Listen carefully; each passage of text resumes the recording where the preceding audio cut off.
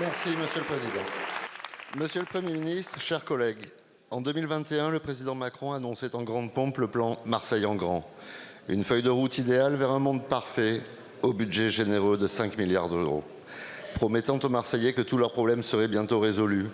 Sécurité, éducation, mobilité, santé, emploi, transport et logement. 2 ans plus tard, seulement 1,31% des fonds ont été versés. À ce rythme, le plan s'étalera donc sur 150 ans. C'est un peu long. Pas de calendrier précis, pas de coordination entre les acteurs, aucune visibilité sur la suite. Marseille en grand, c'est Marseille en panique. Dans son rapport du 21 octobre 2024, la Cour des comptes ne mâche pas ses mots. Manque de pilotage global, absence de priorité clairement définie et surtout des retards abyssaux dans les engagements. Les effectifs de police qui devaient augmenter ont au contraire diminué de 200 agents entre 2016 et 2023. D'ailleurs, en 2023, on compte une cinquantaine d'assassinats sur fond de trafic de drogue et déjà 37 exécutions depuis le début de l'année 2024.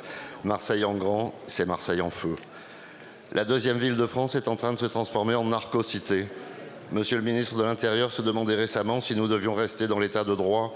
Marseille va lui apporter la réponse. Oui, Marseille sort de l'état de droit par la petite porte de gauche, celle des points de deal, des incivilités, du vivre ensemble dans une insécurité oppressante et des zones de non-droit étendues jusqu'à la Calanque de Sormiou, en plein parc national des Calanques. À Marseille, c'est comme dans les manifestations. On n'arrête pas les plus dangereux, on attrape ceux qui courent le moins vite. Monsieur le Premier ministre, Marseille se meurt de l'insécurité, de l'immigration illégale, de la paralysie des transports et de l'inaction publique. N'ayant pas de contact direct avec le président Macron, je me permets de m'adresser à vous. Auriez-vous l'extrême amabilité de rappeler Marseille à son bon souvenir? Il est minuit moins une. Si rien n'est fait, Marseille, la deuxième ville de France, sortira de la République. Merci, monsieur le député.